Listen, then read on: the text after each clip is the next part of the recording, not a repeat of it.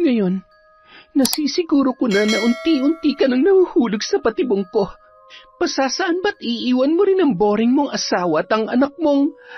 Ay, sa akin ka magiging masaya. Sa akin lang, Sandro. Ay, ang daming kadramahan. Subukan mong tumayo para kunin ang mga hinihingi ko kung ayaw mo pugutan kita. Isilid sa sakot, itapon sa ilog. Bilis! Ayaw na ayaw ko pa naman sa lahat ay yung pinaghihintay ako ng matagal. Sinungaling ka! Hindi ka na nahiya sa mga lumalabas din sa bibig mo. Anong alam mo sa pagmamahal, ha? Isa kang taksil na asawa na mas piniling ibahay ang kabit kesa protektahan ng sariling anak at asawa. Umalis ka na! Naririnig mo ko? Aalis ka o pupugutan kita! Anong gagawin mo? Ipapalaglag mo ang bata? Hindi mo pwedeng gawin yan. Hindi ako makakapayag. Tiana, nahihirapan ako makahinga. Tulungan mo ako. Buti pa, lumayo-layo ka sa akin. Pinapainit mo lang ang ulo ko. Hay, magkukwento ka lang, puro kapalpakan naman. Di bale, ang importante ay nahuli ka. Si Sandro, wala namang magagawa yon. Siguradong hindi na siya aabutin ng liwanag sa tindi ng sakit na dumapo sa kanya. Taon 2010. Siquijor, pasado 6:00 ng gabi, bitbit ni Lolo Berto ang kanyang mga pinamili sa palengke. Nayayamot niyang inilapag yon sa kanilang lababo. Hindi ako pwede magkamali sa nakita ko. Sigurado akong si Sandro yon. Pero sino yung babaeng angkas na sa motor? Imposible naman na si Adela yon. Yung suot ay mas maiksi pa sa pasensya ng asawa ko. At yung buhok naman ay kasing haba ng... Teka, nasaan pa si Linda? Abat, mukhang abala na naman sa pambabarang ang misis ko ah. Maigi pa istorbuhin ko. Mahal! Mahal! Hindi ka pa matapos dyan? Halika't may kukwento ako sa'yo. Nang mga oras na yun, paulit-ulit namang binibigkas ni Lola Linda ang mga kahindik-hindik na salita habang hawak ang kandila at pinapatakan ang isang damit at manika na nakalatag sa kanyang altar kung saan niya isinasagawa ang pambabarang. Matagal niya na yung ginagawa. Mula pa sa kanyang mga kanununuan ang kaalaman niya sa paggamit ng itim na kapangyarihan. Pili lamang ang tinatanggap niya kapag may lumalapit sa kanya na may kailangang barangin. Ang madalas niyang binibiktima ay ang mga tao na naninira ng pamilya, mga kumakabit sa may asawa, mapababae man o lalaki. Hindi siya nagdadalawang isip na patawan yon ng kaparusahan. Biktima rin kasi ang kanyang ina nung nabubuhay pa ng pangangaliwa ng kanyang ama, kaya dinala niya ang galit at hirap na pinagdaanan niya pati na rin ng kanyang mga kapatid. Malaki naman ang kanyang pasasalamat na nakahanap siya ng matinong asawa na ni minsan ay hindi man lamang nagloko, hanggang sa nagsipag-asawa na ang dalawa nilang anak na sina Linda at Danilo. Mahal! Mahal! Hoy! Abat ayaw akong pansinin na. Bilisan mo't may chichika ako sa'yo. Ano ba yon? Kanina ka pa ngawa na ngawa dyan. Napakaingay mo. Hindi ako matapos-tapos. Ilang ulit ko bang sasabihin sa'yo na huwag mo kong iniistorbo kapag meron akong isinasagawang ritual. Tusukin kita ng karayong makita mo. Ikaw ang tusukin ko dyan eh. Leche, ano ba yung kikwento mo? Bago ba yan o kalokohan lamang? Sige, tapusin mo na nga muna yan. Magluluto na nga lang muna ako ng hapunan at mukhang aabutin ka na naman ng 8:00 ng gabi dyan. Aray ko. Buwisit na to. Pinatat lamang ako sa chismis. Aray, bakit ka ba nang babato? Pagkatapos mo kong istorbohin, malamang sa malamang ay matatagalan talaga ako. At kailangan ko na naman magsimula sa umpisa. Humanda ka talaga sa akin mamaya. Ikaw ang humanda sa akin, kala mo? Bala ka nga dyan. Kapag inaway mo ko ay hindi ka makakatikim ng sariwan chismis. Ay siya, huwag ka na magalit. Hindi na kita istorbohin. maigi pa ipakis ka muna at para naman ganahan ako magluto. Ay, nako, magluto ka na doon at kapag ako hindi nakapagtimpi, ikaw ang babarangin ko. Ay, naku po Diyos ko. Sige na. Napakamot ulo na lamang si Lolo Berto, sabay tumalikod. Makalipas ang halos mahigit 1 oras ay pawis na lumabas si Lola Linda sa kanyang silid at tumungo sa kusina sabay umupo sa harap ng hapagkainan. Tiningnan lamang yon ni Lolo Berto, sabay naghain na dahil nasisiguro niyang nagugutom at mainit pa rin ang ulo ng kanyang misis. Ano? Bakit hindi ka nagsasalita? Ano yung gusto mong ikwento kanina, ha? Maya-maya na. Kumain na muna tayo. Kita mo na, kanina hindi ka makapaghintay. Ngayon naman nagtatanong ako, may nalalaman ka pang mamaya-mamaya na. Ano ba yon? Sabihin mo na kung ayaw mong... Ay, uminom ka na ba ng gamot mo? Abay mukhang inaatake ka na naman ng alta presyon. Si Sandro, nakita ko kanina sa bayan. Nakasuot ng uniforme at may angkas na babae sa motor. Sexy, maputi at napakatangkad. Mahaba rin ang buhok. Ewan ko ba pero ibang kutob ko. Sa tindi ng pagkakakapit sa likod niya ay... May pahuhu ka pa dyan. Nang bababae si Sandro? Niloloko niya ang anak natin? Yung ba ang pinupunto mo? Yun na nga. Alam kaya ito ni Adela? Yan na nga ba ang sinasabi ko sa kanya? Matigas ang ulo niya Nung palamang na nanliligaw yan sa anak natin ay talagang tutol na ako. Hindi na bago sa mga pulis ang babaero. Isa pa, mula sa tatay at mga tiyuhin ni Sandro. Abay, ginagawa nilang bisyo ang pambababae. Kaya hindi ako magtataka dyan sa kwento mo. Nako, huwag lamang siyang uuwi dito at iiyak-iyak dahil mapapagalitan ko lamang siya. At yang si Sandro, baka naman siya ng sunod na barangin ko. Nako, huwag ko lamang talagang malaman na napapabayaan niya mag-ina niya at malilintikan siya sa akin. Pambihira ka naman. Pati ba naman manugang natin ay babarangin mo na rin? Hayaan mo, tsitsyempo ako. Kakausapin ko na lamang siya. Baka naman kaibigan niya lamang yun o nagmabuting loob lang na ihatid yung babae. Ay, sige, lokohin mong lelang mong panot ka. Maigi pa ngang hanggat maaga kausapin mo na siya. Kesa naman ako mismo makakita at kumastigo sa kanya. Yung anak mo nga pala, puntahan mo at sabihan mo rin na huwag tutulog-tulog at bantayan ang asawa niya. Ay, huwag naman sana. Hirap na nga siya sa pag-aalaga sa apo natin dahil sa kondisyon ni Jairo ay dadagdag pa yung lalaking yon. Aba, hindi pwede sa akin yon. Huwag ko lamang talagang mapapatunayan at ako'y duda na rin sa mag-asawang yan. Ramdam ko naman na may mga bagay na hindi sinasabi sa atin si Adela. Malamang sinasarili niya lang ang problema o kung ano bang pinagdadaanan niya dahil natatakot na makarating sa'yo at alam niya kung ano mangyayari. Bakit? Kung sa pambabarang ay magtitinuyang asawa niya, kung sakali man ay hindi ako magdadalawang isip na patikimin yan si Sandro. Ang kapal na mukha niya magloko. Maganda yung anak natin. Masipag at responsable. Tapos lolokohin niya lang. Ipagpapalit niya sa mga pakalat-kalat dahil iparot dyan. Sige, tama na. Kumalma ka na. Hindi pa naman tayo sigurado. Kumain na muna tayo at lalamig ang sabaw. Sa panahon ngayon, mahirap talagang iwasan ng tukso, lalo na kapag gwapo. Kaliwat kanan ay alam mo na at kadalasan sa mga babae ngayon, sila pa lumalapit at ibinibida ang kanilang sarili. Yun na nga ang nakakasama ng loob Hindi naman gwapo yung manugang mo, tapos nagagawa pa magloko. Nako, umanda talaga sa akin ang lalaking yan. Basta, hayaan muna natin silang ayusin kung sakali mang may pinagdadaanan sila ngayon. May sarili ng pamilya ang anak natin, kaya parte na ng responsibilidad niya ang ayusin ang gusot nilang mag-asawa. Bakit?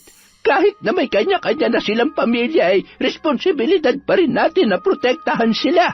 Lalo na yan si Adela, na lahat na lamang ay tinitiis. Ni minsan, hindi ko narinig yan na nagreklamo. Samantala, Palakad-lakad naman si Adela habang mayat-maya ang tingin sa orasan. Nakatulog na rin ang kanilang anak na si Jairo sa paghihintay sa kanyang ama. Malamig na rin ang niluto niyang pagkain. Yun kasi ang 10 anibersaryo ng kanilang kasal, kaya naman nais niyang isurpresa ang kanyang asawa. Nagluto siya ng mga paborito nitong ulam. Gusto niyang isipin na madalas ginagabi ang kanyang asawa dahil sa trabaho lamang nito. Ngunit kapag naiisip niya kung paano unti-unting nanlalamig sa kanya si Sandro, hindi mawala na siya ay kutuban na ito ay nambababae. Agad naman siyang napalingon sa may bintana nang marinig ang tunog ng motor ng kanyang asawa. Agad niyang binuksan ang pinto at hinintay na lamang na pumasok si Sandro. "Oh, ma, bakit gising ka pa? Anong oras na? Dapat nagpahinga ka na. Alam mo naman na paiba-iba ang oras ng uwi ko, di ba?" Hinintay kita. Bakit parang sunod-sunod naman yata na palagi kang ginagabi ng uwi? Kung hindi ka nakikipag-inuman at halos ubusin mo na lahat ng oras mo sa trabaho, ni hindi ka man lamang naglalaan ng oras para sa amin ng anak mo. Adela naman, ano na namang kadramahan yan? Magreklamo ka kung hindi ako magtatrabaho at pinababayaan ko kayo. Hindi yan ang pinag-uusapan dito. Hindi dahil na ibibigay mo ang pinansyal na pangangailangan naming mag-ina, nagagampanan mo na ang pagiging asawa at ama mo sa amin. Akala mo ba hindi ko napapansin kung gaano kalayo ang loob mo sa amin? Ni hindi ka na namin nararamdaman. Hindi ko maintindihan kung anong mali, kung ano ang problema. Kasi hindi mo naman ako kinakausap. Hindi ka na namin maramdaman sa bahay na ito, Sandro. Ni hindi mo man lamang naaalala na anniversary natin ngayon. Sorry na. Huwag ka mag-alala, babawi ako sa inyo ng anak natin. Happy anniversary. Huwag ka na magalit. Ewan ko sa'yo. Alam mo ba na nakatulog na lamang si Jairo sa kahihintay sa'yo? Kahit hindi na sa'kin, kahit para sa anak mo na lang sana. Alam mo naman ang kondisyon niya, at hindi naman sapat na ako lang ang nagpaparamdam sa kanya ng labis na pagmamahal. Kailangan ka rin niya, Sandro. Sinusubukan ko naman. Hindi madali para sa akin na makita siya sa ganyang sitwasyon. Paano siya lalaki na normal? Anong klaseng buhay ang naghihintay sa kanya? Paano ko sasabihin sa mga katrabaho ko na ikinahihiya mo ang anak natin? Special siya. Wala siyang nakakahawang sakit para itrato siya ng ganyan. Ikaw ang tatay niya at dapat ikaw to nagbibigay ng lakas at suporta sa kanya. Pero anong ginagawa mo? Siya patong nanlilimos ng atensyon sa sarili niyang ama. Hindi mo ako naiintindihan. Ay, pwede ba wag na muna natin pag-usapan to? Basta babawi na lang ako sa inyo. Mamasyal kayo. Bilhin mo kung anong laruan o gamit ang gusto niya. Ikaw din. Hindi ko lang talaga kayo pwedeng samahan dahil marami kaming inaasikasong kaso ngayon eh. Matulog na tayo. Pagod na ako. Hindi ka kakain? Kumain na ako kanina. At dumiretso na ang lalaki sa higaan. Isinalin na lamang ni Adela ang mga inihain niya sa Tupperware at inilagay yon sa refrigerator. Hindi niya namamalayan na patuloy sa pagtulo ang kanyang luha habang inililigpit ang mga yon. Napaupo pa yun sa isang upuan at ibinuhos ang halo-halo niyang emosyon. Matapos pakalmahin ang sarili ay pumasok muna siya sa kwarto ng kanilang anak at hinagkan yon bago siya tumungo sa kanilang kwarto ng kanyang asawa. Pagpasok niya ay tulog na si Sandro at panay ang ilaw ng nakasilent nitong cellphone. Mayroong nag-uudyok kay Adela na kunin ang cellphone sa tagiliran ng kanyang asawa, ngunit pinigilan niya ang kanyang sarili. Alam niya na sa oras na malaman niya na may babae ang kanyang asawa, ay tuluyan ng masisira ang kanilang pamilya. Bagay na kanyang ikinakatakot, lalo na't mahal na mahal niya si Sandro at ayaw niya ring lumaki si Jairo na walang ama. Kinaumagahan, nagising si Adela na nakalapag sa may maliit na mesa ang pera para sa pamamasyal at pagsa-shopping nila ni Jairo. Nagmamadali siyang bumangon para asikasuhin ang asawa, ngunit papaalis na yon nung mga oras na yon. Ang aga na naman yata ng pasok mo ngayon. May iba ka bang lakad? Daddy, alis ka po ulit. Play muna tayo, please. Sa susunod na lang. Nagmamadali ako, anak ha? Mommy, I want to play with Daddy. I want to play. Patahimikin mo nga yung anak mo. Alis na ako. Marami akong kailangan asikasuhin. Sige, mag-iingat ka. Anak, stop crying na. Mag-work lang si Daddy. Gusto mo ng new toy, anak, di ba? Gusto mo bang pumunta tayo sa mall at kakain tayo sa favorite restaurant mo kasama si Mommy muna? Okay? Why always you, Mommy? Bakit yung classmates ko lagi silang hatid sa school daddy nila? Sabi nila, they always play with their dad. Bakit si Daddy ayaw? Anak, sorry ha. Daddy loves you so much, kaya lang wala siyang time sa ngayon. Pero pasasaan ba't magkakaroon din siya ng time for us, okay? I love you, anak. Mahal na mahal ka ni Mommy. I'm always here for you, okay? I love you always, Mommy. Samantala, bago pumasok sa trabaho ay dinaanan ni Sandro si Tiana para dalhan ng request nitong almusal. Thank you, babe. Buti naman at pinigbigyan mo ang request ko. Kumusta? Okay lang naman, babe. Siyempre, kailangan muna kita makita bago ako pumasok sa trabaho. Masyado na akong stressed sa bahay Ang daming kadramahan. Ikaw na lang ang dahilan kung bakit gumagaan ang pakiramdam ko. Bakit ba naman kasi nagtsatsaga ka pa sa mag-ina mo? Pwede namang tayong bumuo ng masayang pamilya. Kaya kitang bigyan ng normal na anak. Yung may pagmamalaki mo sa lahat. Ay, kung pwede nga lang sana Kaya lang, malabong mangyari yan, babe. Pwede ako matanggal sa serbisyo. Oo na, naiintindihan ko na. O siya, aalis na ako. Mag-almusal ka na, ha? Dadaan ako dito mamaya. I love you. Bye, babe. Ingat ka, ha? Pasasan ba't masasolo din kita, Sandro? Nakangisi pa yon na kumaway sa lalaki na noon ay papaalis na sakay ng kanyang motor. Buong maghapon namang nag-iisip si Sandro sa dagay ng kanyang pamilya at nakakaramdam siya ng konsensya. Ngunit may parte sa isip niya na hindi niya matanggap ang kondisyon ni Jairo at mas palagay na ang loob niya kay Tiana dahil napupunuan nito ang pangangailangan niya bilang isang lalaki. Kailangan kong masiguro na hindi siya makakahalata sa pakikipagrelasyon ko sa iba. Baka lalo lamang gumulo ang sitwasyon. Susurpresahin ko sila mamaya. Uuwi ako na maaga. Matapos ang oras ng trabaho ay tinawagan nun si Tiana para ipaalam na hindi muna niya mapupuntahan yun. Nakakainis. May nalalaman pa siyang gimmick para mauto ang asawa niya. Ay, umanda ka sa akin mamaya. Alam ko namang hindi mo ako matitiis Samantala, dumaan si Sandro sa isang flower shop at bumili ng bulaklak para sa kanyang asawa. Pagkatapos ay bumili rin siya ng cake para sa kanilang wedding anniversary. Sigurado ko na matutuwa si Adela. Nang makarating sa bahay ay wala pa roon ang mag-ina. Tinawagan niya ang kanyang asawa at sinabing nasa bahay na siya. Nagmadali namang umuwi ang mag-ina at masayang-masaya si Jairo dahil masisiguro niyang makakapaglaro sila ng kanyang ama. Nang makarating sa bahay, tumakbo agad ang bata papasok sa loob.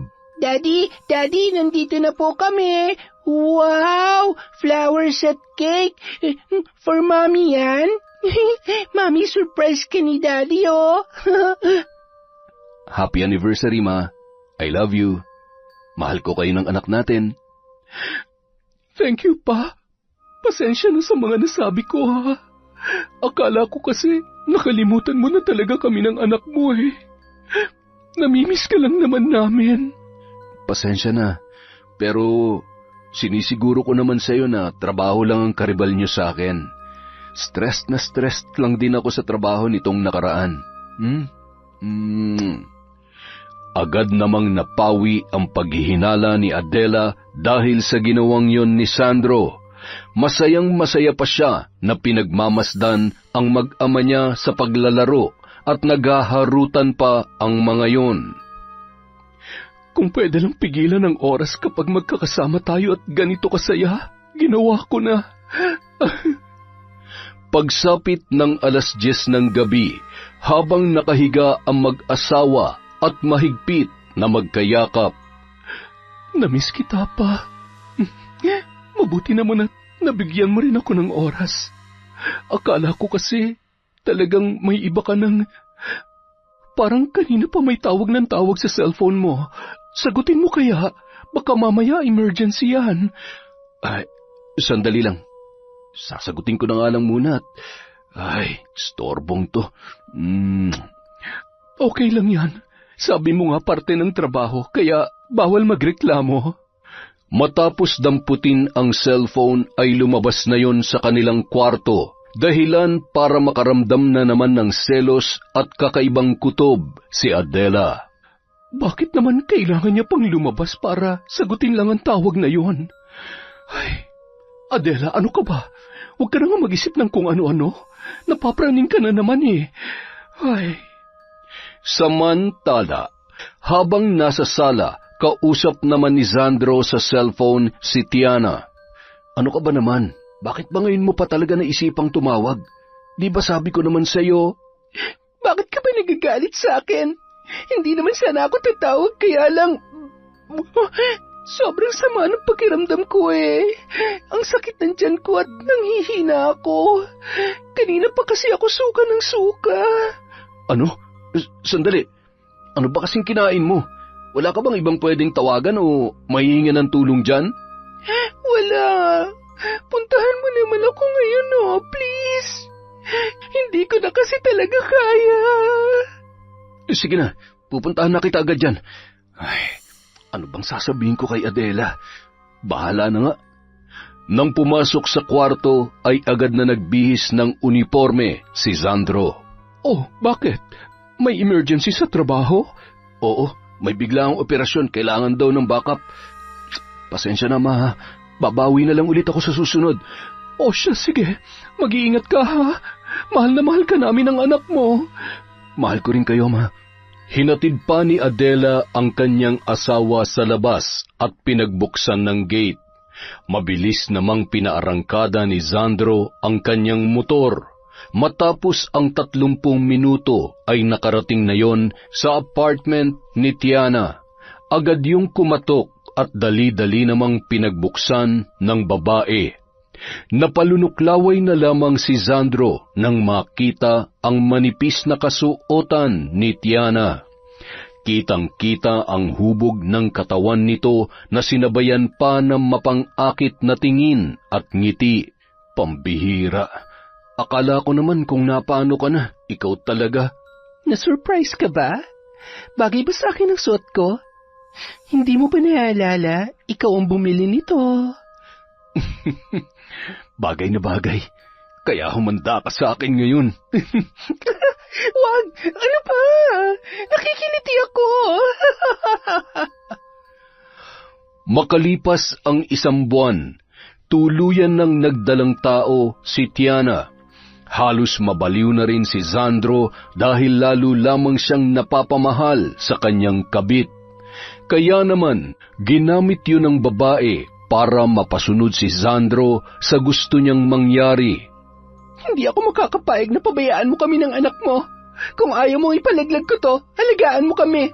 Gumawa ka ng paraan.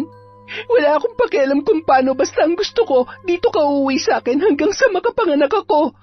Ay, oo na. Huwag ka na magalit. Na-stress ka lang eh. Ako nang bahalang dumiskarte. Huwag ka mag-alala. Hinding-hindi ko kayo pababayaan ng anak natin.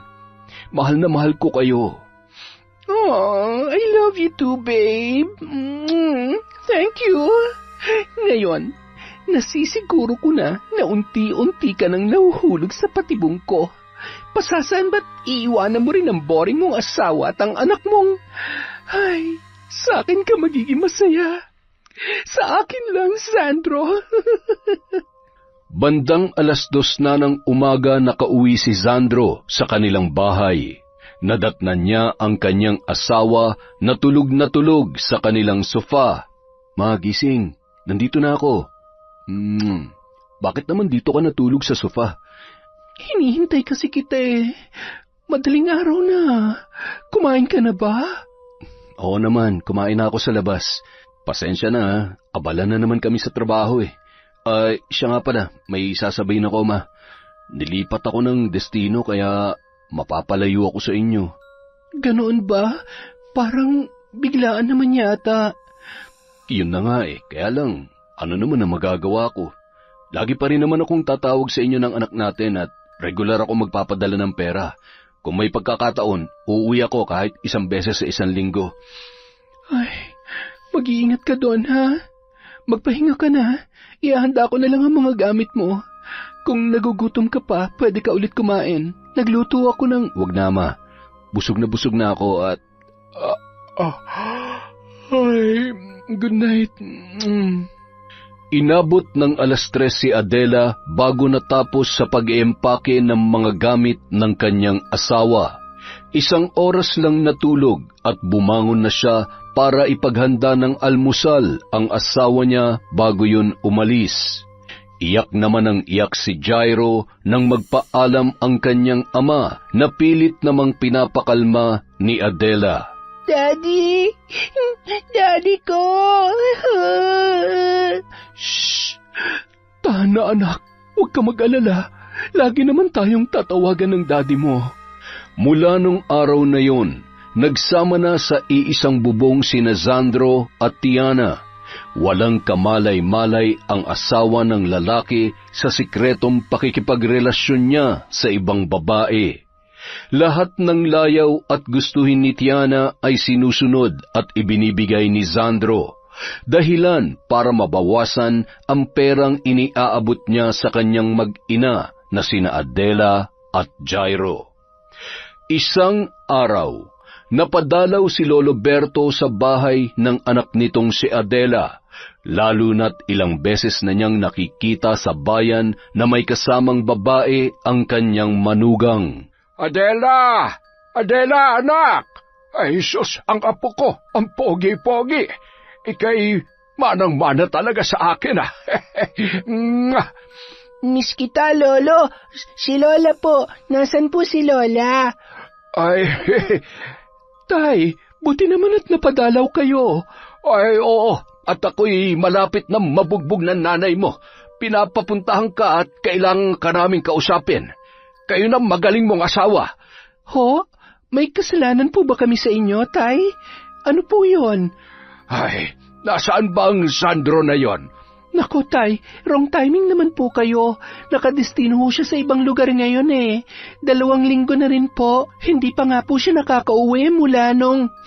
Sigurado ka ba dyan? Baka naman may iba nang inuuwian. May iba nang binabahay. Alam mo kasi, nababahala na ako.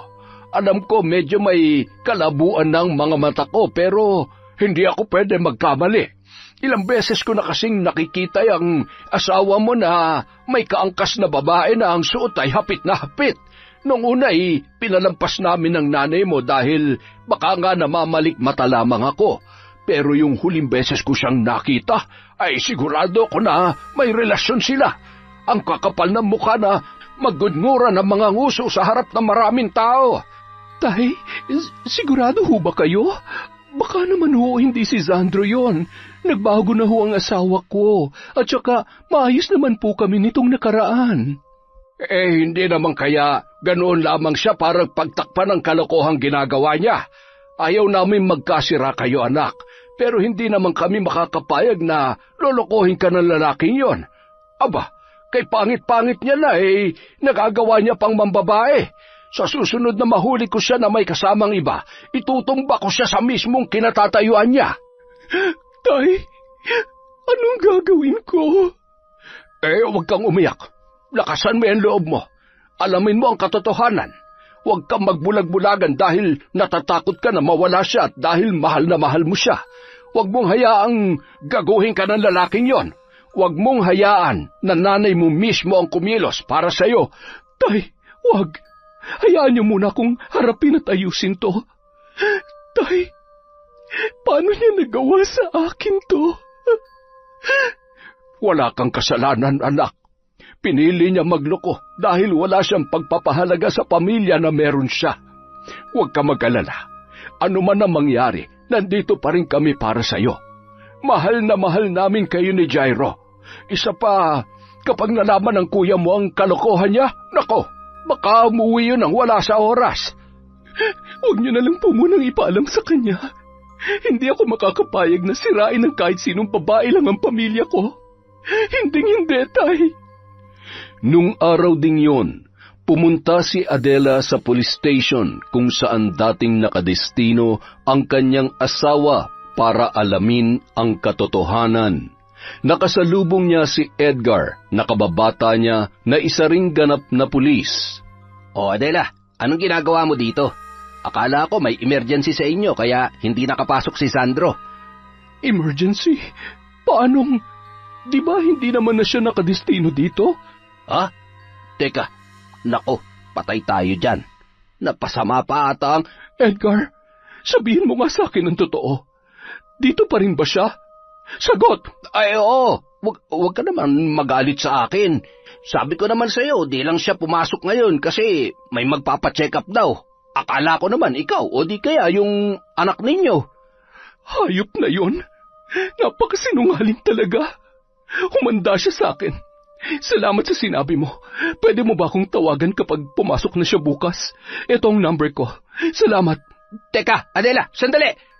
Ay, ano ba nangyayari? Bakit parang wala siyang alam tungkol sa asawa niya? Nalintikan na mukhang nagloloko ata si Sandro ah. Aba, tarantado yun ah. Matapos kang sulutin sa akin ay lolokohin ka lang pala. Huwag ka mag-alala, tutulungan kita. Maigi pa, isundan ko mokong na yun. Wala sa sarili na pumara ng tricycle ang babae pabalik sa kanilang bahay. Hindi niya mapigilan ang sarili na mapahagulhol. Hayop ka, Sandro. Napakasama mo. Kung saan mo man ibinabahay ang kabit mo, mahanap ko rin kayo. Humanda kayo sa akin.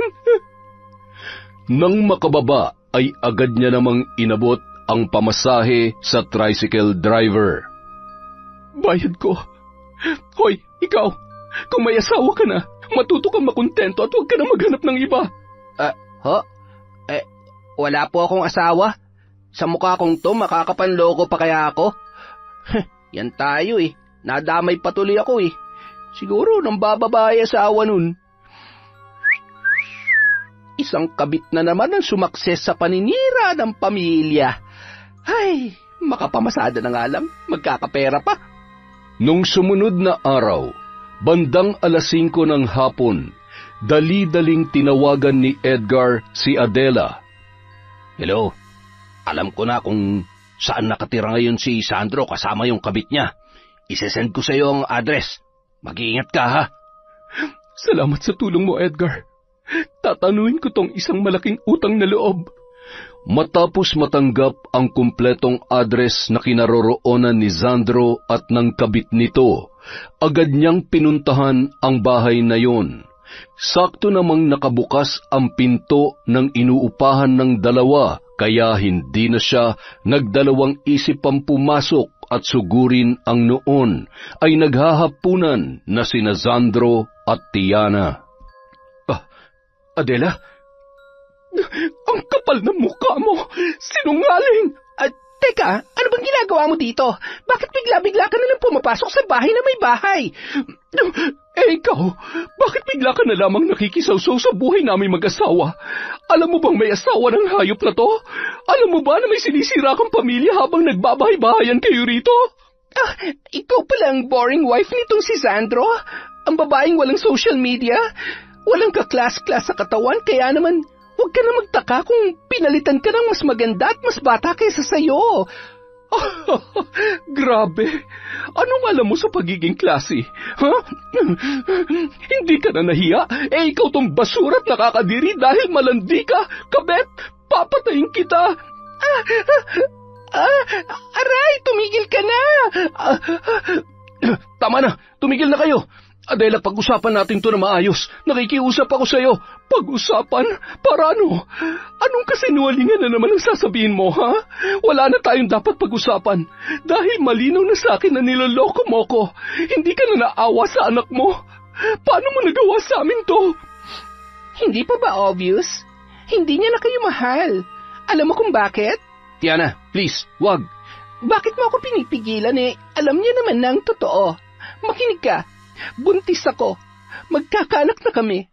Isang normal na anak na kaya niyang ipagmalaki. Hindi katulad ng anak niyang...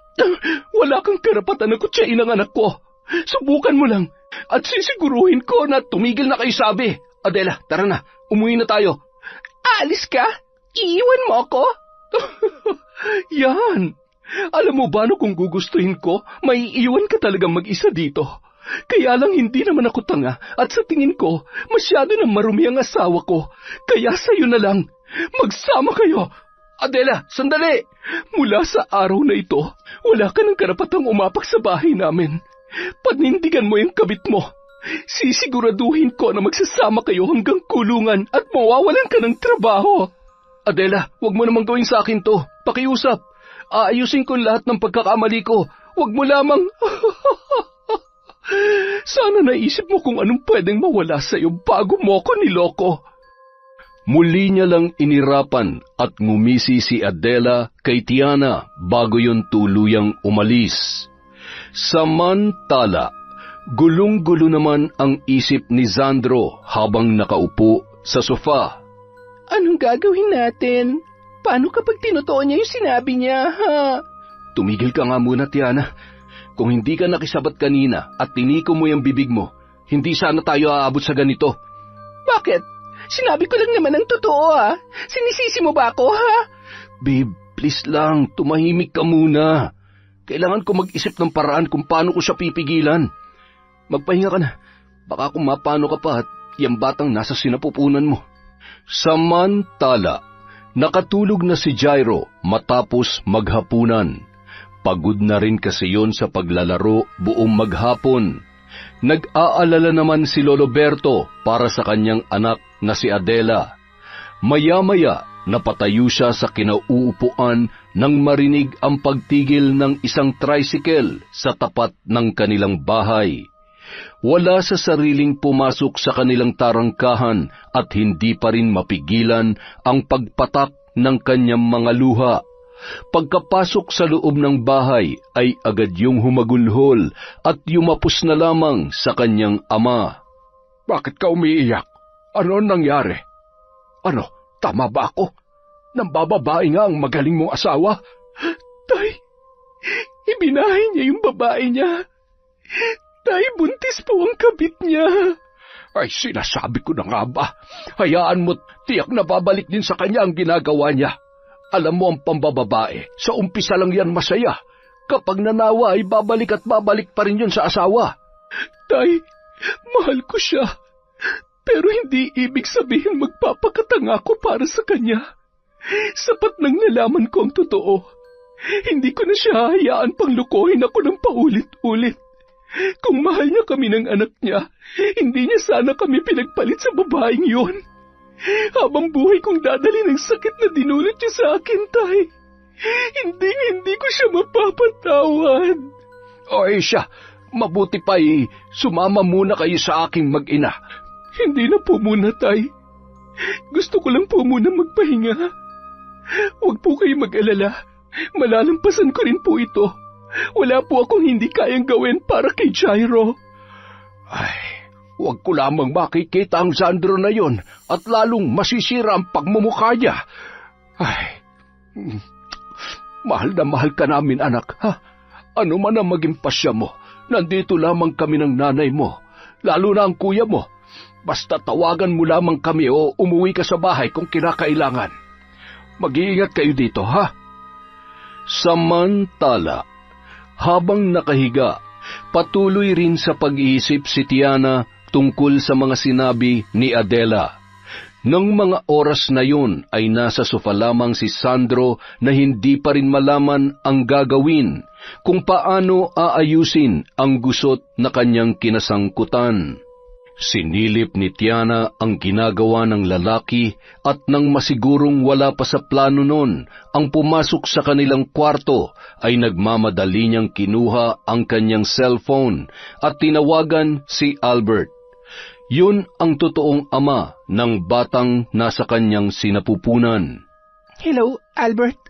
Makinig ka sa akin. Kailangan mo nang kumilos ngayon din dahil kung hindi, masisira ang plano natin. Kailangan mawala ang mag-ina ni Sandro sa lalong madaling panahon. Kung hindi pa kukulong kami ni Adela kasama ang asawa niya. At kapag nagkataon, wala na tayong mahihita sa kanya. At talagang naaalala mo ko kapag may kailangan ka, no? Kumusta na kayo ng anak natin dyan, ha? Akala ko, hindi na ako kasama sa lintik na planong iyan, eh. Ay, basta gawin mo nang dapat mong gawin para matapos ng problemang to. Hindi rin kita binibigyan ng karapatan na magreklamo dahil hindi lang kami ng anak mo ang makikinabang dito. Oo na, ano bang gusto mong gawin ko sa Adelang yon at sa anak niya, ha? Pati ba naman yon ako pa rin na mag-iisip? Ang tanga-tanga mo talaga kahit kailan. Sunugin mo yung bahay nila at siguruhin mo na hindi na sila makakalabas ng buhay. Naiintindihan mo ba? Hindi. Sabi mo nga, tanga ako, di ba? Siya. Anything for you, my dear.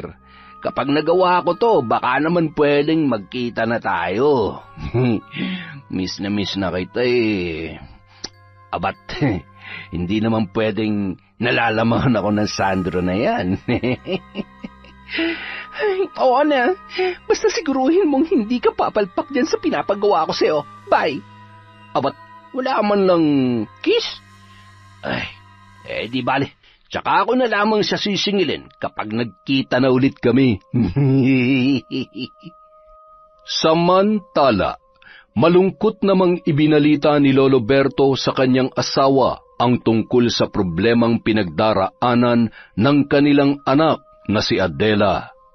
Bakit hindi mo sila isinama pa uwi dito? Niyaya ko naman yung anak mo. Sabi niya ay ayos lamang siya. Siguro kailangan niya rin muna mapag-isa para makapag-isip-isip. Ewan ko ba, pero ramdam ko ang sakit na nararamdaman niya. Hindi man lamang nagdalawang isip ang Sandro na yon na mambabae at talagang binuntis niya at binahay pa talaga. Samantalang kinukulang na nga siya ng panahon para sa kanya mag-ina. Di bale, papayag ba naman ako na madehado ang anak natin? Ano na naman yung pinaplano mo? Abat, tuturuan natin ng leksyon ng mga yon na matikman nila ang karma ng kanilang kataksilan. Lalong-lalo na ang babaeng mapangas na yon. Pero, alam mo, hindi naman mangyayari ang lahat ng ito kung marunong makontento si Sandro. Siya nagbigay daan para makapasok ang ahas na babaeng yon sa kanilang buhay. Mabuti pa hayaan mo muna na si Adela ang gumawa ng paraan. Hayaan mo na lang na ipakulong niya ang mga yon at matanggal sa serbisyo sa pagkapulis. Ay, sana magawa ng anak natin yung pinaplano mo at huwag magpadala sa awa sa manluloko niyang asawa na mukhang kabisado na ang pagsisinungaling at ginawa ng libangan ang pambababae. Sa kabilang banda, habang hinahaplos ni Adela ang buhok ng kanyang anak, ay nanginginig ang kanyang kamay habang patuloy pa rin sa pagpatak ang kanyang mga luha. Alam niya na sa kanyang pakikipaghiwalay sa asawa niyang si Sandro ay maaapektuhan si Jairo. Patawarin mo ko, anak. Kailangan ko lang gawin kung ano ang tama. Mami, bakit ka po umiiyak?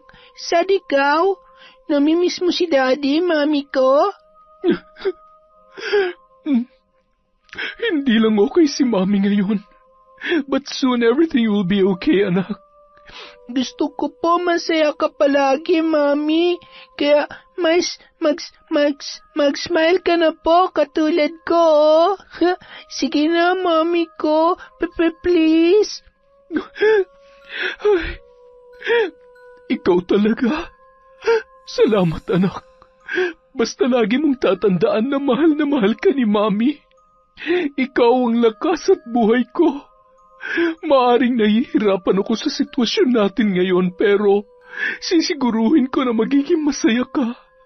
Magiging masaya tayo kahit wala ang daddy mo. Opo? Wala si Daddy? Bakit, Mami? Di ba po, nasa work lang si Daddy? Habang nag-uusap ng dalawa, bigla silang nakarinig ng kung anong nabasag na bagay sa kanilang kusina. Dahan-dahan na sumilip si Adela at nang makita ang isang lalaki na nakasuot ng isang itim na bonnet, ay kinutuban na siya ng masama. Nasisiguro niya na binasag noon ang salamin nilang bintana gamit ang hawak nitong katamtamang laki ng tubo para makapasok yon.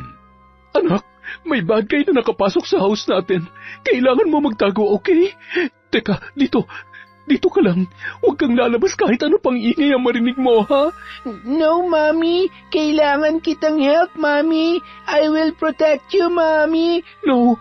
Anak, you better stay here. Listen to me. Pumikit ka lang at takpan mo ang ears mo, okay? Si Mami nang bahala sa bad guy na yon.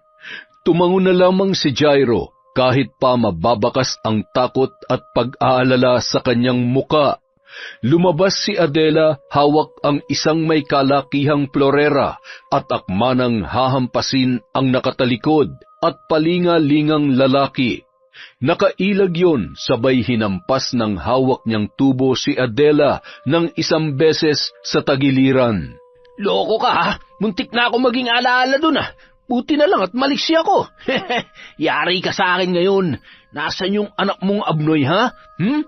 Wala siya dito. Iniwan ko sa lola at lola niya. Sino ka ba ha? Anong kailangan mo sa amin? Ano pa nga ba? Kailangan mo pa bang itanong kung anong kailangan ko? Pera. Kailangan ko ng malaking halaga ng pera at mga alahas. Sige, ibibigay ko ang gusto mo. Basta wag mo lamang akong papatayin. Maawa ka, kailangan ako ng anak ko. Ay, ang daming kadramahan. Subukan mo nang tumayo para kunin ang mga hinihingi ko. Kung ayaw mong pugutan kita, isilid sa sako at itapon sa ilog. Bilis! Ayaw ko pa naman sa lahat ay ang pinaghihintay ako ng matagal. Hindi man makatayo ng matuwid, pinilit na pumasok ni Adela sa kwarto at kinuha ang kanyang bag at lalagyan ng mga alahas na nasa kanyang tukador. Sinundan naman yun ng lalaki. Halos sumabog ang dibdib niya sa kaba na baka mag-ingay si Jairo o di kaya naman ay bigla na lang lumabas yun sa pinagtataguan. Nang maiabot ang hinihingi ng lalaki, bigla na lamang yung humalakhak ng malakas at sinakal si Adela. Masunurin ka naman pala ha? Kaya lang, hindi naman matutuwa yung boss ko kung uuwi ako na pera at alahas lang ang daladala ko. Ang gusto niya, may magandang balita. Magandang balita na mangyayari lamang kapag tinuluyan kita. Sayang nga no? Wala pala dito yung anak mo. Hindi bale, gagawan ko na lang ng paraan para makasunod siya sa'yo. Ha? Wag! Maawa ka! Huwag mo akong papatayin. Nakikiusap ako. Huwag mong sasaktan ang anak ko. Wala akong kasalanan sa'yo. Lalo lamang hinigpitan ni Albert ang pagkakasakal nito kay Adela, sabay binunot ang dalang kutsilyo. Pasensya na, napag-utusan lang ako. Tulong! Walang makakarinig sa'yo at wala ka ng taka sa kamatayan dahil dito ka na matutupok sa loob ng bahay mo. Kinuha nun ang isang galon na naglalaman ng gasolina at ikinalat sa bahay. Nagmamadaling lumabas sa may pintuan sa kusina bago sinindihan ang hawak nitong posporo at inihagis yun. Ilang sandali lamang, tuluyan ng naglagablab ang apoy sa loob ng bahay. Umalis na rin kaagad si Albert at sinigurong wala ni isang makakakita sa kanya. Samantala, Pilit naman nagsisigaw si Adela para tawagin ang kanyang anak. Nakaagad namang lumabas sa kwarto at pilit na hinila ang kanyang ina na malapit ng maabutan ng apoy.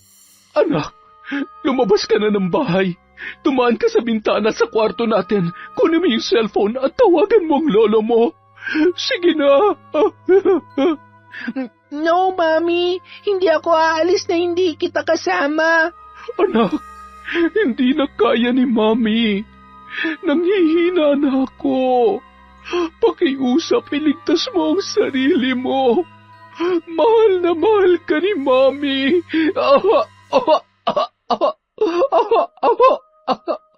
Mami! Mami ko! Makalipas ang 1 buwan, kalat na ang tungkol sa kalunos-lunos na trahedyang sinapit ng mag-ina. Kasunod noon ay ang pagkawala sa serbisyo sa pagkapulis ni Sandro. Galit namang sumugod ang lalaki sa bahay ng mga magulang ni Adela. Anong karapatan nyo na ipagkait sa akin ng maraming taon kong pinaghirapan sa trabaho at posisyon? Mga wala kayong konsensya. Lumabas kayo dyan. Harapin nyo at huwag kayo magtago dyan sa loob ng bahay nyo. Berto, mahal, mabuti pa ilabasin mo na ang hinayupak na yan. Abat mukhang hindi yata titigil sa kakakahol. Talaga namang kapag pinutulang ko yan ay hindi na siya aabuti ng umaga. Heto na. Sandali lamang at hinahasa ko pa itong itak. Mukhang gusto kong mamugot ng ulo Ay, dalawin mo na lamang ako sa kulungan, mahal ko. Abat, talaga bang magpapakulong ka dahil sa walang kwentang lalaki na yan? Ay, ayos lang yon. Basta ang mahalaga ay may paghiganti ko man lamang si Adela at ang apo natin. Maya-maya lamang, buong tapang na nilabas ni Lolo Berto ang noon ay bahagyang nakainom na si Sandro. Anong sinisigaw-sigaw mo dyan, ha? Ang kapal ng mukha mo! Dapat nun ka pa nawalan ng trabaho at hindi ka rin dapat na pamarisan ng mga katrabaho mo dahil isa kang pabayang asawa. Manloloko! Pinabayaan mo mag-ina mo at nasisiguro ko na may kinalaman ka sa nangyari sa kanila. Umalis ka na, kung hindi ay talagang tutudasin kita. Huwag na huwag mo akong dadramahan dyan at walang epekto sa akin dyan. Nakakapagod magsisigaw Ano, ikaw pa ang biktima matapos ang lahat ng kagaguhang pinagagawa mo kay Adela? Ilang ulit ko bang sasabihin sa inyo na wala akong kinalaman sa pagkamatay nila? Mahal ko si Adela at si Jairo. Mahal ko mag-ina ko. Sinungaling ka. Hindi ka na nahiya sa mga lumalabas dyan sa bibig mo. Anong alam mo sa pagmamahal, ha?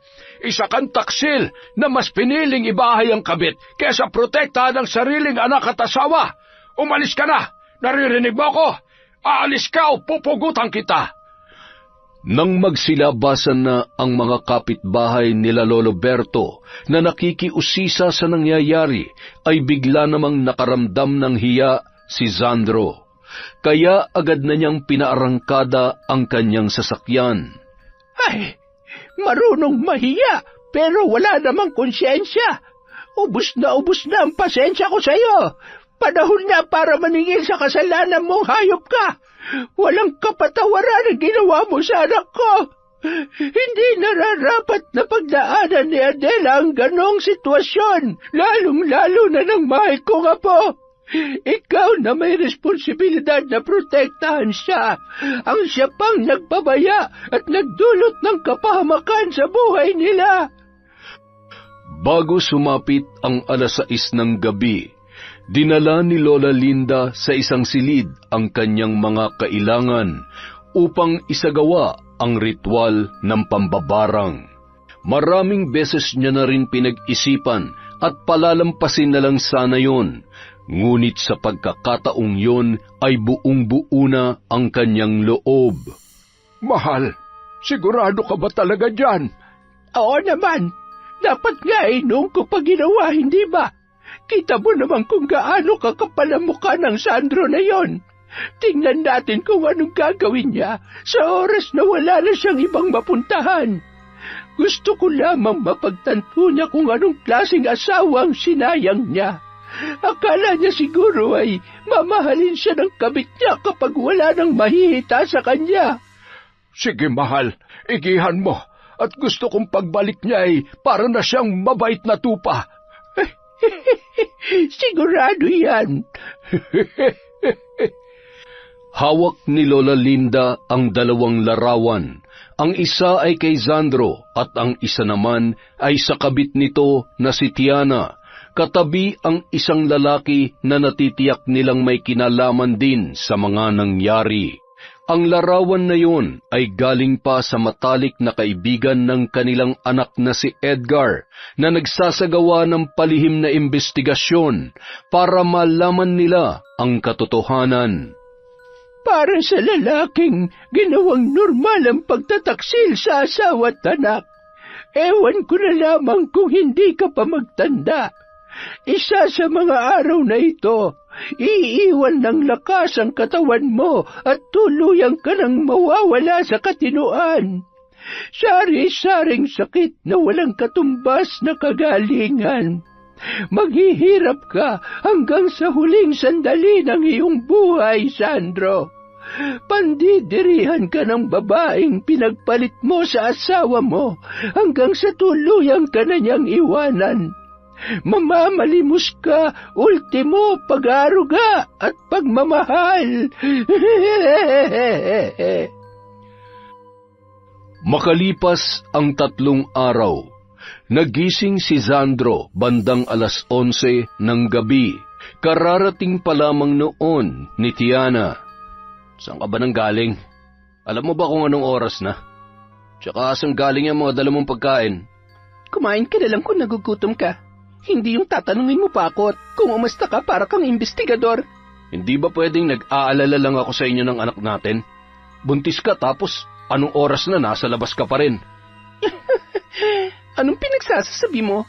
Bakit? Kung hindi ako didiskarte, may pampakain ka ba sa akin? Mag-iisang buwan ka nang walang trabaho. Anong gusto mo? Magtitigan lang tayo dito sa loob ng bahay at mamatay na lang sa gutom? Hindi magtatagal, magkakaroon na rin ako ng trabaho. Hindi ko naman kayo pababayaan eh.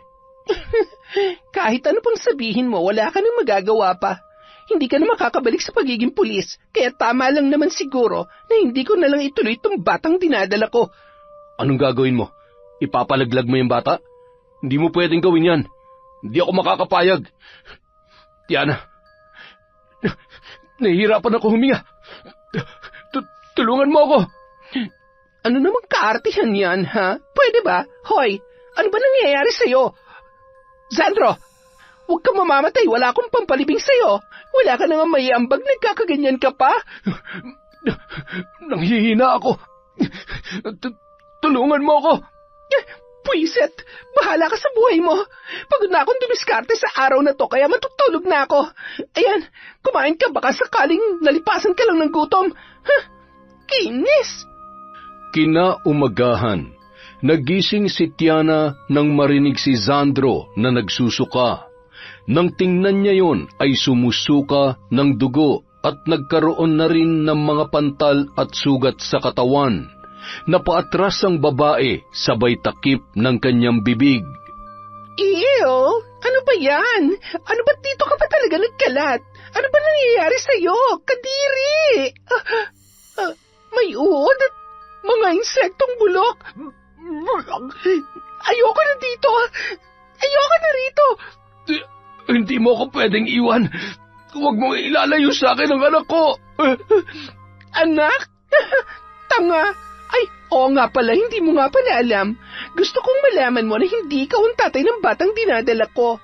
Ngayong wala ka ng silbi sa buhay ko, wala nang dahilan para manatili pa ako dito. Hayop ka. Sinira mo lang ang buhay ko. Minahal kita. Pinili kita kaysa sa pamilya ko tapos... Pwede ba? Hindi ko kasalanan na isa kang uto-uto. Bye, Sandro. Kawawa ka naman, pero hayaan mo na. Sa lagay mo ngayon, hindi imposibleng sumunod ka na rin sa kanila. Kaya lang, mukhang hindi kayo magkikita-kita at baka sa impyerno ka bumagsak. See you there. Ay, siya nga pala, gusto ko rin magpasalamat sa pera at alahas ng asawa mo. Yun kasi gagamitin namin ni Albert para buuin ang aming pamilya. May kinalaman ka sa pagsunog sa kanila? May kinalaman ka ba ron? Oops, nadulas yata ako. Pero sige na nga, Sabihin na nating oo. May magagawa ka ba? Bye, Sandro. Rest in peace. Hayop ka! Hayop! Patawarin mo ko, Ma. Patawarin niyo ako ng anak natin.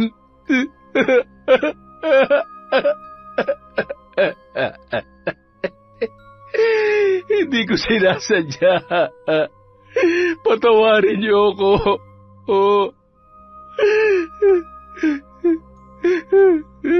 Anak, babalik na si tatay. Mapatawarin mo ako. Ay, mukhang natuluyan na nga. Nabubulok na nga, nasiraan pa ng bait. Ay, asa na ba si Albert? Ang tagal naman. Kahit kailan talaga, palpak din to eh. Nagkikigil na ako, ha? Maya-maya, dumating na rin si Albert at isinama siya sa apartment na tinitirhan nito. Mabuti naman at tuluyan mo nang iniwan ng lalaking yun. Akala ko ipagpapalit mo na ako dun sa mokong na yun. Wala naman na tayong mahihita sa kanya. Alam mo ba, hindi ko alam kung ano nangyayari kay Sandro. Kung nakita mo lang siya, nakakadiri. At hindi niya na magawang makatayo sa kinauupuan niya. Baka naman binarang na yun ng kamag-anak ng asawa niya. Baka nga. Hay, wala akong pakialam. Walang pakialam ka dyan. Paano kung ikaw naman ang isunod nun? Kung wala kang magandang sasabihin, itiko mo na lang yung bibig mo. Hindi yung tatakutin mo pa ako. Siya nga pala. May balita ka ba sa anak ni Sandro? Ulyanin ka na ba? Hindi ba't pinatay mo na? Hindi Wala siya sa bahay nung gabing yun. Ilang beses ko nang gustong sabihin sa'yo, kaya lang alam ko na magagalit ka. Ay, nagtataka lang talaga ako dahil paano napabalitang patay na yung mag-ina? Maliban na lang kung nagtago lang sila at... Pwede ba lumayo-layo ka nga sa akin? Pinapainit mo lang ang ulo ko eh. Magkukwento ka lang kapalpakan pa. Ay, di bale, ang importante, hindi ka nahuli. Si Sandro, wala naman na magagawa yon. Siguradong hindi na siya abutin ng liwanag sa tindi ng sakit na dumapo sa kanya. Kinagabihan, hindi mapakali si Tiana habang nagluluto ng hapunan. Sobrang pangangati at hapdi ng balat ang kanyang nararamdaman. Ilang beses na rin yun nagpalit ng damit sa pag-aakalang baka sa tela lamang yun na suot niya. Iniwanan niya ang nakasalang at ang nakabukas na apoy ng kalan. Tumakbo sa sala at humarap yun sa salamin at napahiyaw na lamang na makita ang mga tumutubong kulugo sa kanyang muka. May sugat-sugat rin ang gilid ng kanyang bibig. Maya-maya naman ay napahawak siya sa dibdib na animoy nasusuka. Kinatok nun sa banyo si Albert at laking gulat niya nang makita na nakahandusa yun na punong-puno ng dugo ang katawan. Mula sa bunganga nito na may kung ano-anong nakasalpak na matutulis na bagay. Ang mata naman noon ay nakadilat at lumuluha rin ng dugo. Ano nangyari sa'yo? Albert!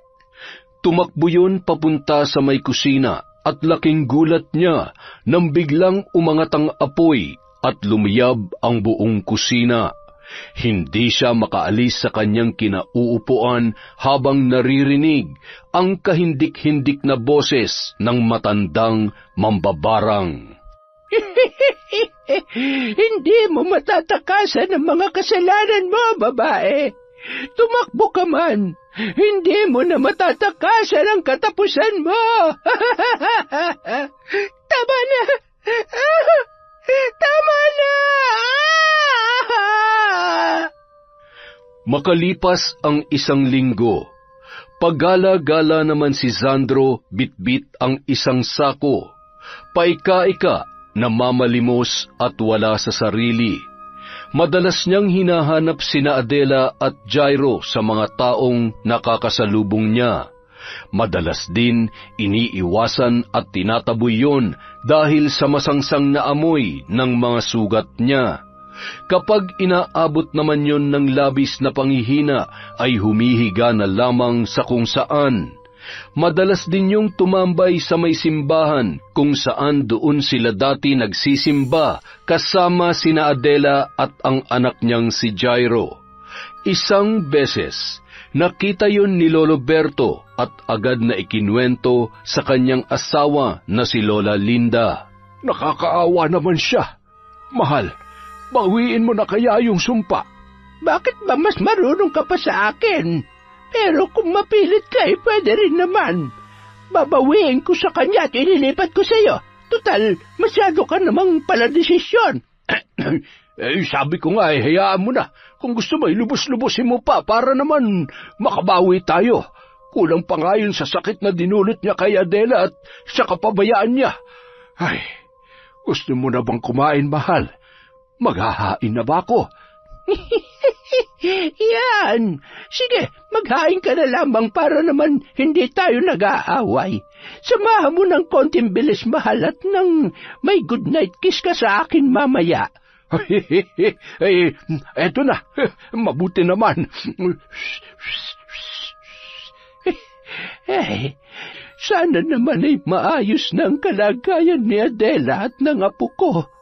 Sana sa muling pagbalik nila dito ay makalimot na sila sa malungkot na kanilang pinagdaanan. Hindi bali nang ako ang magdusa sa pagdating ng panahon kung sisingilin man ako ng pagkakataon dahil sa paggamit ko ng itim na kapangyarihan. Ang mahalaga ay nakagawa ko ng paraan para mawala ang mga taong magpapahamak sa kanila. Makalipas ang 1 taon, isang umaga habang nagkakape ang mag-asawang sina Lola Linda at Lolo Berto, nagulat sila nang matanawan ang noon ay paparating na sasakyan. Nagkatinginan sila at sabay na napatayo nang matanawan si Adela at si Jairo na bumaba roon pagkatapos pagbuksan ni Edgar. Abat, totoo nga ang chismis na nasagap ko. Mukhang sa wakas ay hindi na bulag ang anak natin. Parunong nang pumili ng gwapo tamang tao. Aba, matagal ko nang hiniling yan. Ito naman kasi si Edgar ay masyadong mapagpaubaya. Kung ipinaglaban niya lamang si Adela noon, di sana ay matagal nang may masayang pamilya ang anak natin. Masayang-masaya na tumakbo si Jairo papunta sa kanyang lolo at lola at mahigpit na yumakap yun. Miss ko na po kayo, lolo, lola. Big boy na po ako. Magaling na po si mami at ang ganda-ganda po ng mami ko. Lolo, lola, si daddy. Bakit wala po siya dito? Sa work pa rin po siya? Nagkatinginan na lamang ang dalawang matanda at napabuntong hininga dahil sa tanong ng kanilang apo. Anak, mabuti pa ilagay mo na itong gamit mo sa kwarto at magpalit ka na ng damit. Okay, mami. Bihis muna po ako, lolo. Play po tayo, ha? Ay nako, patay. Mukhang mapapalaban na naman ang tuhod ko nito. Kumikirot pa naman. Huwag ka na magreklamo. Matagal kayong walang banding ng apo mo. Kagabi lamang ay umiiyak-iyak ka at miss na miss mo na siya, hindi ba? Ay, ikaw anak, kumusta ka? Mukhang masayang-masaya ang puso mo ngayon, ha? Lalo ka na, Edgar. Nanay naman, wala ho kaming relasyon. Magkaibigan lang po talaga kami. Abat, ganyan na pala mag-effort ang kaibigan ngayon. Hindi pa rin po kasi pwede. Alam niyo namang buhay na buhay pa ang hayop kong asawa. Kung sa bagay, ang alam niya nga pala ay patay na kami ng anak niya. Ay, basta sa ngayon, wala na pong mas importante pa sa akin, kundi ang masigurong maayos ang kalagayan at masaya ang anak ko. Tama ka naman yan, pero hindi habang buhay ay itatali mo na lamang ang sarili mo sa nakaraan. Kalimutan mo na ang hayop na lalaking yon. Siguradong kung nasaan man siya ngayon, kinakarma na siya. Hindi ba, mahal? Ay, oo. Tama ka dyan. Nako, kayo talaga? Baka mamaya kung anong ginawa niyo sa kanya. Nay? wag na nga natin siyang pag-usapan. Maigi pa ito si Edgar. Iho, kumusta ka na? Huwag mong susukuan tong anak ko, ha? Sa tingin ko nagpapakipot lamang yan. Oo, ngayon pa po ba ako susuko? Mahirap na ho. Baka sa maling tao na naman siya mapadpad at sisihin ko pa ang sarili ko. Ay, isa ka pa dyan. Tumigil ka nga. Araw ng linggo, maagang pumunta ng simbahan si Adela kasama ang kanyang anak. Habang naglalakad sila pagkababa ng tricycle, ay palingon-lingon si Jairo. Mami, pupunta po ba si Daddy dito? Anak, may sasabihin sana si Mami. Ang totoo, hindi na siya... Hindi na siya babalik kasi may iba na siyang pamilya. Pinagpalit niya na po tayo. Totoo yung sabi ni Lolo at Lola sa akin? Ha? Ay, si nanay at si tatay talaga, oo. Anak, Jairo, huwag ka nang umiyak. Ganoon talaga. Hindi natin mapipilit si daddy mo na bumalik sa atin, pero sigurado, miss ka na niya at gusto ka niyang makita. Habang naglalakad ang dalawa, ay biglang may humarang sa kanila.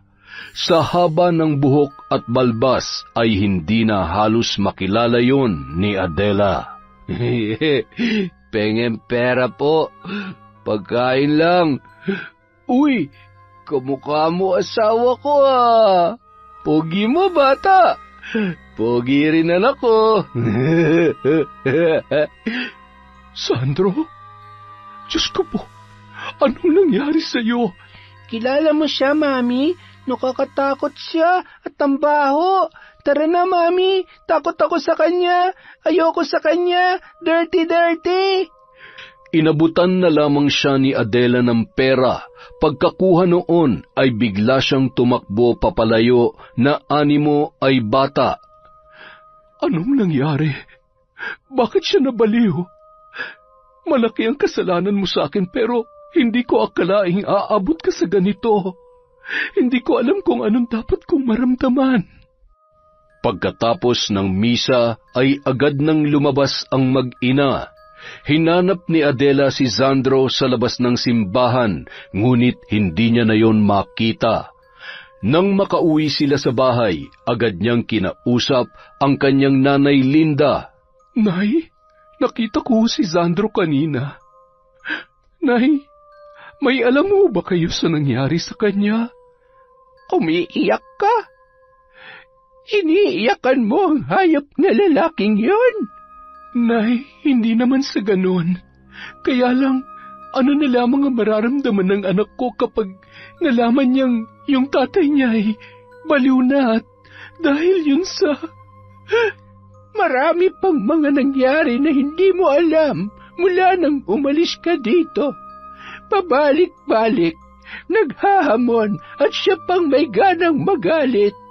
Maraming beses din akong nagpasensya pero sobra na anak. Hindi mo ba naaalala na muntik ka nang mamatay dahil sa kanya? Siya ang punot dulo ng lahat ng ito. Napatunayan man natin na yung kabit niya ang may pakana ng lahat. Hindi mangyayari yon kung hindi siya nagtaksil sa iyo. Walang kapatawaran ang ginawa nila sa inyo.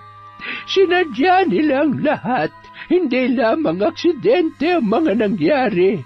Yung oras na nagsinungaling na siya para lamang sa babae na yon ay isa ng malaking kasalanan. Napayakap na lamang si Adela sa kanyang ina habang inaalala ang lahat ng mga nangyari. Kinaumagahan, isang balita naman ang inihatid ni Lolo Berto mula sa sentro. Wala na si Sandro. Patay na siya. Nasagasaan daw kagabi. Mas mabuti na rin yon, kesa habang buhay siya maghihirap dahil sa sumpa ko sa kanya. Paano natin sasabihin kay Adela ang tungkol sa kanya? Ano ba ang gusto mo? Ang anak pa natin na magpalibing sa kanya? Aba, may mga kamag-anak naman siya. Siguro naman kahit sa huling pagkakataon ay pagmamalasakitan nila ang lalaking yon. Teka, nasaan ba si Adela? Umalis sila. Sinundo ni Edgar at may importante raw na lakad. Anak ng neneng, hindi kaya asikasuhin nilang... Ang ano? Tapusin mo yung sinasabi mo. Ay, wala yun, mahal.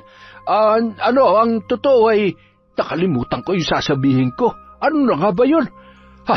Magluluto na nga lamang muna ako. Sasabihin ko na lamang kapag naalala ko na, ha? Ay, ba't talagang manang-mana nga sa iyo si Adela? Ay, pagbigyan ko na nga lamang. Sana naman ay ito na ang huling beses na magpapakatanga siya. Magkita na lamang tayo sa impyerno, Sandro. Kung darating ang araw na makakasalubong kita, lumiko ka na. At kahit sa pangalawang buhay ay tatabaan ka talaga sa akin. Samantala, Hindi si daddy ko yan. Ayoko, Mami. Hindi yan si daddy ko. Buhay pa siya. Anak, sorry. Sorry, pero wala na talaga ang daddy mo. Pinabayaan natin siya, Mami. Kaya siya nagkasakit. Hindi natin siya inalagaan. tumakbo ang bata sa kanyang tito Edgar at doon yumapos habang humahagulhol. Balang araw, sana maunawaan mo na hindi ko ginustong umabot sa ganito. Hindi ko lang alam sa ngayon kung paano mo maiintindihan ang lahat, anak. Kung alam mo lang na siya ang sumira sa pamilya natin. Ngunit kahit sa huling pagkakataon, ayaw kong magmukha siyang masama para sa iyo, Jairo. Alam ko na mahal mo siya. Pagkatapos ng cremation, kinuha ng panganay na kapatid ang abo nito at si Shola na rin ang humingi ng tawad sa mga pagkakamali ng kanyang kuya. Samantala, hindi naman umiimik si Jairo nang nasa sasakyan yon hanggang sa makauwi sa kanilang bahay. Ramdam ni Adela na nagtatampo pa rin sa kanya ang kanyang anak. Gumawa naman ng paraan si Edgar para malibang at makausap ng masinsinan si Jairo at maibsan ang sakit na kanyang nararamdaman. Huwag ka mag-alala, bigyan mo lang siya ng sapat na panahon. Salamat, Edgar. Salamat at palagi kang nandyan para sa amin ng anak ko. Siyempre naman, kahit anong mangyari, palagi ako nandito para sa'yo at para kay Jairo. Kahit ano gagawin ko, basta masiguro ko lamang na maayos kayong dalawa. Huwag ka na ma-stress, baka mamaya mabawasan pa yung ganda mo. Naiintindihan ko na gusto mo akong i-comfort, pero hindi mo na ako kailangan pang bulahin. Bakit? Kailan ba kita binola? Lahat ng sinasabi ko sa iyo, totoo. Ikaw lang naman tong laging umiiwas at hindi ako siniseryoso eh. Ultimo nung umamin ako sa iyong mahal kita, hindi ka naniwala. Pero yung I love you mula sa di ka panipaniwalang mukha ay... Sige, ituloy mo yan. Mumultuhin ka nun. Sumalangit nawa si Sandro. Sana naman, kasabay ng pagkawala niya ay maubos na rin lahat na natitirang pagmamahal mo para sa kanya. Sana naman, maglaan ka ng malaki-laking espasyo para sa akin. Payag naman akong maging karibal si Jairo. Ay, huwag kang magmadali. Kung tayo. Malay mo next year o hindi kaya next life. Next life? Wag naman. Sobra naman yun. Pero hindi bali maghintay ako na matagal basta wag ka lang maliligaw ulit. Oo na. Oo na! Nay? Tay? Kanina pa po ba kayo dyan? Bakit naman kayo nakikinig sa usapan namin? Ay, kayo talaga. Makalipas ang 2 taon. Anak, may sasabihin sana sa iyo si Mami. Okay lang ba sa iyo na ako at si Tito Edgar mo ay... Ikakasal na kayo, Mami? Ha? Sino nagsabi sa iyo niyan? Si Tito Edgar po. Nagpaalam siya sa akin and I said yes. Gusto ko kasi siya maging daddy kasi love niya ako at love ka niya, Mami. Di ba, Mami, love mo rin siya? Oh, talaga naman oo. Alam mo bang matagal kong pinaghandaan ang araw na to tapos yun pala alam mo na? Alam mo minsan, nakakapagtampo ng closeness nyo ng Edgar na yon. No, Mami. Hindi na Tito ang tawag ko sa kanya. He said I can call him Papa. Papa Edgar. Okay na po. I love you, anak. I love you too, Mami ko. I want you to be happy po. Ayaw ko na kayo mag-cry-cry. Kasi, naglulungkot din ako eh. Sorry, Mami. Sorry kasi iba ako sa kanila at nahirapan ka always kahit di mo sinasabi po. No, anak ko. Wala kang dapat ipag-sorry. Mahal na mahal kita at ikaw ang life ni Mami. Hindi ako mapapagod na alagaan ka at samahan ka hanggang dulo, anak. Basta hanggang kaya ni Mami. Payakap nga sa baby boy ko. Nang maikasal ang dalawa ay nagsama na sila sa iisang bubong bilang mag-asawa. Naranasan ni Adela ang masayang pamilya. Naging mabuting asawa sa kanya si Edgar at nagpakaama yun sa kanyang pinakamamahal na anak na si Jairo. Biniyayaan rin sila ng isang anak na babae na labis namang ikinatuwa ni Jairo, pati na rin ang dalawang matanda na matagal na ring inaasam na magkaroon ng apong babae. Isang araw, Mahal, tignan mo mukha nitong apo natin. Alam mo, ganyan-ganyan ang mukha ko nung maliit pa ako eh. Parang hindi naman mahal. Kasi kapag tinitingnan ko ang mata't ilong niya, para lamang akong nananalamin. Tingnan mo, matangos yan. Yang sa'yo ay medyo nakadapa at... Kahit nakadapa ang ilong ko, ang importante ay nakakaamoy ako. Kahit hindi matangos, malakas ang pangamoy niyan. Ayan, kahit di ka magsalita, naaamoy ko pa rin yung bunganga mo. Isang linggo na naman kasing hindi nababasa yung sipilyo mo. Paano nawawala nga? Wala dun sa pinaglagyan ko. Alin ba dun? Anong kulay? Yung kulay pula dun sa may banyo. Ipinatong ko sa... Ay, iyo pala yun. Yung ba yung ginagamit mo, hindi yung bago kong binili sa'yo. Abayo, paborito ko yun eh. Ay, lintik ka. Pinangkukuskus ko yun sa kuko at inidoro. Kaya pala parang iba yung amoy. Ano ba naman Ay, nananadya ka naman yata eh. Ay, hindi totoo yan. Kung alam mo lamang kung gaano kita kamahal, siya, ngayong alam mo na huwag mo na lamang ulit gamitin. Samantala, habang nag-uusap ang dalawa ay nagmamasid lamang ang mag-asawang sina Adela at Edgar. Nakakatuwa si nanay at tatay, no? Kahit may mga oras na hindi sila magkasundo ay mahal na mahal at araw-araw pa rin nilang pinipili ang isa't isa. Ay, maswerte sila sa isa't isa. Parang ako. Maswerte ako sa iyo at maswerte ka rin naman sa akin. Ay, araw-araw na ipagpapasalamat ko sa Diyos na binigyan niya ako ng lakas ng loob para hindi ka sukuan. Mahal kita, Adela. Kaya hindi ako natakot na sumugal ng paulit-ulit. Kahit mahirap, kahit minsan masakit dahil pakiramdam ko, kahit anong gawin ko, hindi mo naman talaga ako gusto. Buti na lang talaga nagbago pa ang isip mo. Ano ka ba? Huwag mong pagdudahan ang sarili mo dahil lang hindi naging madali ang panliligaw mo sa akin. Sabihin na lang natin na hindi pa lang kasi dumarating yung tamang pagkakataon.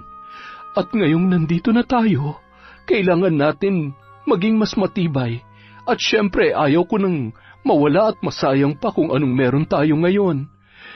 Mahal kita, si Jairo at ang baby natin. Mahal ko lahat ng taong mahal mo. Susuportahan ko lahat ng bagay na gusto mo at magpapasaya sa iyo. Isang buwan pa lamang tong apo ko. Huwag niyo munang susundan, ha? Sa susunod na taon naman. Maya-maya, Lumabas naman sa kwarto si Jairo, dala ang kanyang ipinintang larawan. Mami, natapos ko na i-drawing ikaw at si baby. Wow! Alam mo anak, napakaganda nito. May talent ka talaga sa pagpipinta. Napakahusay talaga ng panganay natin. Marami ka pa magagawa, anak. Matalino ka sa maraming bagay. Proud na proud kami sa'yo. Thank you po, mami ko. Salamat po, Papa Edgar. Kapag malaki na si baby, tuturuan ko siya. Tapos, happy family tayo always, ha? Yon! Happy family para sa lahat.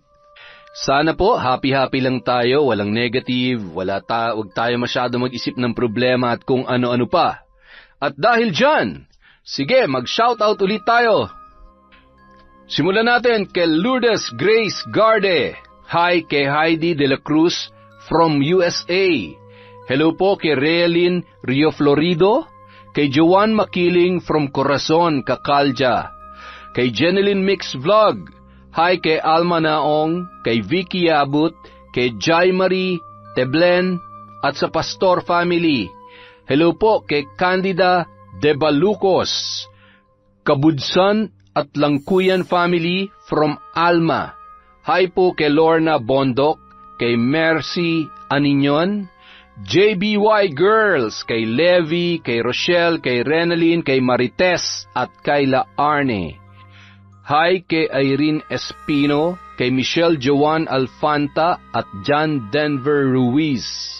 Hello po kay John Reguera, kay Monica Nieves, kay Lady Dam, kay Sally Roldan, kay Jenmer Garcia.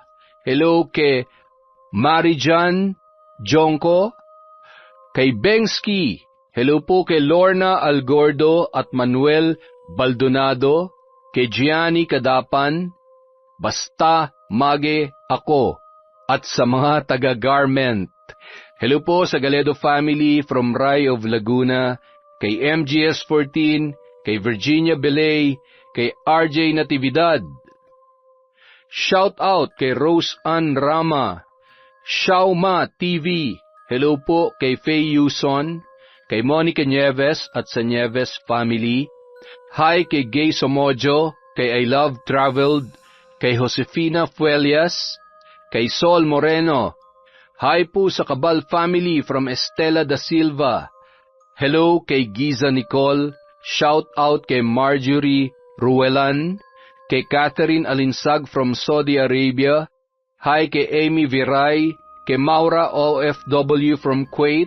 Hello kay Cherry Ann Laurito. Hi kay Myla Dumalag, kay Idol Ashtin Olviga. Hi kay Lynn Casulia. Shout out kay Alma Sembrano from SG, kay Keng Solomon of Ilocos Norte from Raquel Solomon. Hi kay Leia Ocubia, Levi Raro, kay Rochelle Loste, Marites Milet, Reneline Aspirin, at kay Liarni Topacio. Hi kay Elaine Matias, kay Nessa from Japan. Hello sa Ledesma and Imperial family from Maria Grace Grefaldia. Hi kay Charlie, Julia, Grace, Aliana, Sol, Amy, at Lovely Ann Tenorio. Hi po kay Edna Apelo from Riyadh, SA. Hi kay Mami from Doha, Qatar, kay Lent TV2, kay Rain Tiberio. Shout out kay Mia Aspa. Sa Bernadette family from Corazon, Cacaldia. Bernadette Arcalas from Cook Island. Cook Island. Galing siguro magluto ng mga tao doon. Hi po kay Chona Baynosa from Malaysia. Hello kay Arleth Palanya, kay Ednalyn Tupas, kay Lensky Anito from Jacob Gamurot, at syempre kay Crezil Garcia. Maraming salamat po sa walang sawang pagsuporta sa Kwentong Enteng.